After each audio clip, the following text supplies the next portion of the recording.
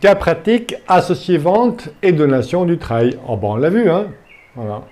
Alors, c'est une étude patrimoniale. C'est le cas pratique que j'enseigne auprès de professionnels bancaires, mais que je ne réalise jamais. Voilà. C'est ce que la doxa, non je plaisante, la majeure partie des professionnels propose, c'est vendre en partie et donner du travail pour l'autre partie. Et quand j'ai introduit ma vision des choses, voilà, j'ai rencontré l'incompréhension. Donc je suis revenu au schéma traditionnel de vendre une partie, vous savez ce que j'en pense, hein, pour vivre ma retraite notamment, et de donner l'autre partie. Donc on l'a vu déjà préalablement. Objectif, situation matrimoniale. Donc voilà, hein, c'est un cas patrimonial que j'ai inventé. Situation matrimoniale, situation professionnelle, patrimoine, schéma de la transmission, synthèse des propositions. Je pars des objectifs et des valeurs des clients. Donc monsieur exprime la volonté de rester aux commandes de l'entreprise pendant au moins 8 ans, pas d'autre occupation majeure dans la vie. Alors, non, c'est un cas qui m'avait été imposé, pardon, et que, voilà, que j'étais amené à tordre un peu, voilà. Rester aux commandes de l'entreprise ne signifie pas être majoritaire au capital de l'entreprise. Donc, j'ai introduit des actions de préférence. Aider monsieur à se donner d'autres objectifs que de rester dans l'entreprise. Donc, poser des questions ouvertes. À part l'entreprise, quels sont vos projets à court, moyen et long terme? Vous ne pouvez plus travailler dans l'entreprise, qu'est-ce que vous faites? Donc, il me regarde comme ça, mais quoi? Et le plus souvent, il me dit « Ah, vos questions, c'est très intéressant. Je n'y ai jamais pensé. » Voilà mon métier. C'est que le client se pose des questions et qu'il apporte lui-même les réponses. Et d'ailleurs, à un tel point que parfois, quand j'ai commencé à exercer ce métier de cette façon-là, bien, j'ai eu comme remarque d'un chef d'entreprise, mais Monsieur Royal, je vous dois rien. Je dis comment ça? Finalement, les solutions, c'est moi qui suis arrivé à ces solutions-là. Je dis, mais je pense avoir été quand même un peu, je vous ai aidé un peu quand même, non? Donc, bon, il a bien voulu me payer. Mais ça a failli être mon premier impayé, on va dire ça comme ça. Hein. Madame est prête à partir de l'entreprise, voyager, passer plus de temps avec ses petits-enfants, profiter de la vie. Alors, quand j'entends profiter de la vie, ça ne loupe pas hein, chez moi, c'est qu'entendez-vous par profiter de la vie. Hein.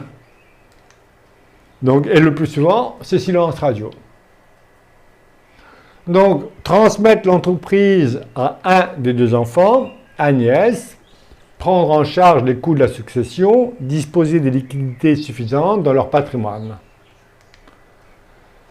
Statut matrimonial, c'est mon deuxième interrogation, c'est le statut matrimonial de la famille, marié sous contrat, avec contrat sur le régime de la séparation de biens. Alors, je pose toujours la question, pourquoi? Et vous verrez, la plupart du temps, ils ne savent pas. C'est parce qu'on nous a dit, on était entrepreneurs, c'est la séparation de biens, on nous a dit que c'était bien. Voilà.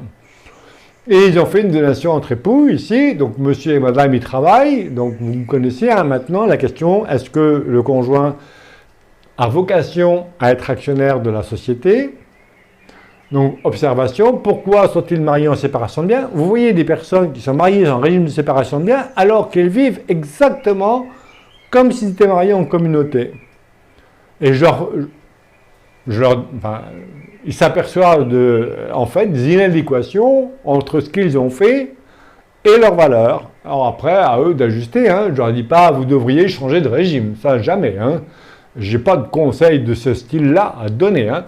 Je dis simplement, il me semble que ici, il y a une inadéquation entre votre mode de vie et votre régime matrimonial. Pourquoi? Voilà. Donc, madame souhaite quitter l'entreprise. Est-ce qu'il est souhaitable que madame exerce ses droits en usufruit? Est-ce que le patrimoine privé est suffisant pour sa retraite? Attention au démembrement de propriété. Voilà. La donation au dernier vivant a pour avantage de donner la possibilité au conjoint survivant de pouvoir cantonner l'émolument du conjoint. Je fais l'arbre généalogique. Je pose la question, racontez-moi comment ça se passe. Comment est l'entente? Bonne. Je pose la question, bonne, et j'attends. Y a-t-il une personne à protéger? Ça n'a pas loupé. Tiens, je suis sur un cas proche de... et il y a un enfant, il ne faut pas toucher. Mais je l'ai ressenti et je l'ai exprimé. Je dis, Pierre, j'ai l'impression qu'il faut le protéger, c'est ça? Et le gars, alors l'objectif, c'est pas qu'il vous mange dans la main, mais quand... voilà. Parce qu'en posant des questions, que vous voyez des inégalités comme ça, vous posez des questions. Est-ce qu'il y a une personne à fragiliser, à protéger? Est-ce qu'il y a une personne handicapée, par exemple? Soit il y a, alors c'est des questions fermées. Commercialement, on vous dit de ne pas poser des questions fermées. Moi, je les pose. Pourquoi? Parce que c'est vrai ou c'est pas vrai. Et dans 10% des cas, c'est vrai. Il y a une personne, même plus de 10%, il y a une personne fragilisée à protéger, qui n'est pas forcément handicapée. Et donc, le fait d'avoir posé la question et d'avoir un oui, vous ne pouvez pas savoir la satisfaction du client que vous ayez posé cette question. Sinon, il ne me l'aurait pas dit. Et j'aurais fait une proposition inadéquate. Ou alors, il n'est pas concerné et il se dit, tiens, il ne s'intéresse pas qu'à mon argent. Puisqu'il peut avoir l'impression que vous vous intéressez à votre argent, mais quand vous posez ce genre de questions, vous êtes au-delà de la gestion d'un patrimoine. Donc, vous ne prenez aucun risque à poser ce genre de questions. Et je vous invite à le faire. Donc, situation ensuite professionnelle. Madame est prête à partir de l'entreprise. Patrimoine et transmission juridique, composition et répartition du patrimoine, donc entre patrimoine professionnel, patrimoine privé, immobilier professionnel, comment est-il détenu? Hop, j'ai tout de suite des attentions particulières à la fiscalité. L'immobilier professionnel est-il inscrit ou non à l'actif de l'entreprise? Peut-il bénéficier du travail ou pas? Mais s'il y a 2 enfants, si j'inscris l'immobilier au sein de la société opérationnelle à son actif, je vais accroître la part de l'enfant repreneur et donc je ne vais pas pouvoir respecter l'égalité en termes de réserve héréditaire. Et la préoccupation du client, c'est avoir l'égalité. Donc peut-être que je ne pourrai pas rendre l'immeuble duttrayable. J'ai mon fichier Excel, je fais ma répartition bien propre, bien individu. Je calcule ici, je mets l'importance du patrimoine détenu par chacun, la répartition, et voilà. Le patrimoine est fortement immobilisé, et je conseille toujours à mes clients de détenir le montant des liquidités qui seront dues en cas de succession par les héritiers. Sinon, ça pourrait amener à une vente un peu fracassante au plan fiscal et au plan économique. Donc, calcul des droits, décès, alors je simplifie maintenant, vous avez les logiciels qui font décès monsieur, décès madame, moi je ne m'embête pas avec ça. Alors, il y en a qui me disent, mais j'ai un logiciel, et on m'a proposé décès monsieur, décès madame.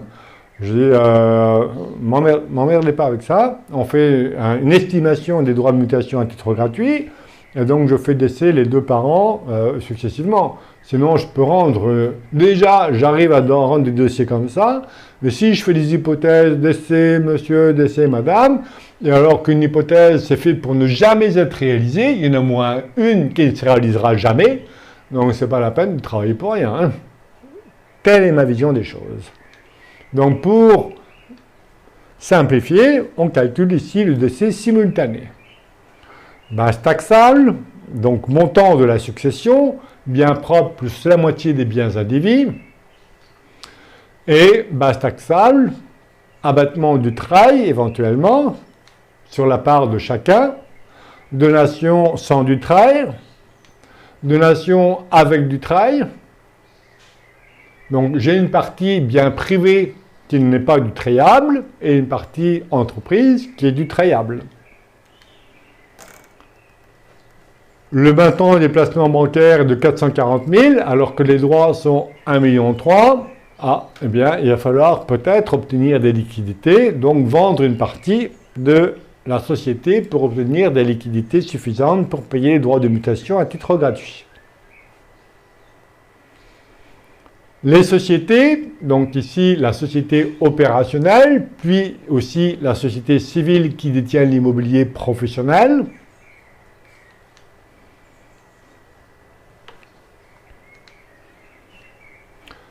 Monsieur demande s'il est intéressant que l'immobilier d'entreprise soit inscrit à l'actif de la société opérationnelle. Donc, avantages, inconvénients.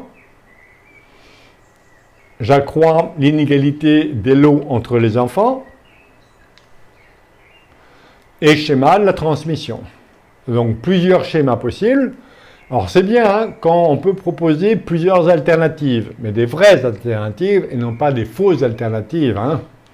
Donc, plusieurs schémas possibles. Exemple, à Agnès, vendre une partie pour provisionner les droits de mutation, donner le solde avec du trait en pleine propriété et non pas la nue propriété, pour ne pas limiter les pouvoirs de l'usufruitier à l'affectation des bénéfices, puisque sa volonté, c'est toujours de conserver les pouvoirs. Création d'actions de préférence. Ne pas inscrire l'immeuble à l'actif de la société opérationnelle qui aurait pour effet d'augmenter la valeur du tout, transmission, et donc de défavoriser l'autre enfant. S'il veut respecter une certaine égalité, eh bien, l'enfant bénéficiaire qui reçoit les titres de l'entreprise devra payer une soulte à sa sœur ici. Donc, c'est pour ça qu'il vaut mieux limiter le montant de la soulte et donc peut-être ne pas inscrire l'immobilier à l'actif de l'entreprise. Donation, partage ou donation simple. Systématiquement proposer la rare. Le LBO familial ici, pourquoi pas? Parce qu'il y a deux enfants et je donne des biens, puis c'est pour le cours des étudiants, donc il faut bien leur parler du LBO familial, parce que si je commence à dire que le LBO familial c'est nul et que les correcteurs de l'examen sont des avocats... Non, je plaisante, mais c'était ça. Hein. Donc je suis rentré dans le rang. Donc il y a deux enfants, donc je fais un LBO partiel, puisque l'enfant non-repreneur reçoit déjà du patrimoine privé, et donc le montant de la soulte est réduit à 750 000 ici. Et donc voilà le schéma d'ensemble. La dette n'est que de 750 000 alors que les fonds propres sont de 2 750 000. Ça passe. Achat de LTV. La holding va emprunter puisque les parents veulent des liquidités absolument, donc ils vendent. Mais pas départ à la retraite parce que monsieur veut toujours conserver des pouvoirs dans la société opérationnelle. Donc il peut le vendre avec le bénéfice de l'abattement renforcé de 85%.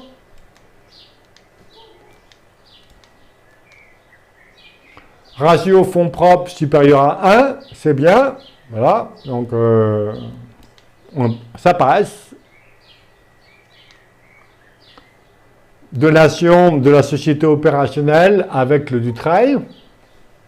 Madame donne, donc c'est bien propre. Monsieur donne une partie de ses biens propres. Je calcule les droits de mutation à titre gratuit pour chacun.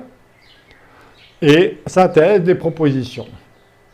Alors ici, passer de la séparation de biens à la communauté universelle qui répond mieux à leur mode de vie. Donation au dernier vivant, l'annuler ou cantonner les droits au conjoint survivant en pleine propriété. Transmettre à l'enfant repreneur. Utilité de la holding, bénéficier du régime Murphy, notamment. Transmettre la nue propriété de l'enfant non repreneur de la société civile qui détient l'immobilier professionnel. Ne pas l'inscrire à l'actif de la société opérationnelle, même si l'économie fiscale est importante. Et voilà.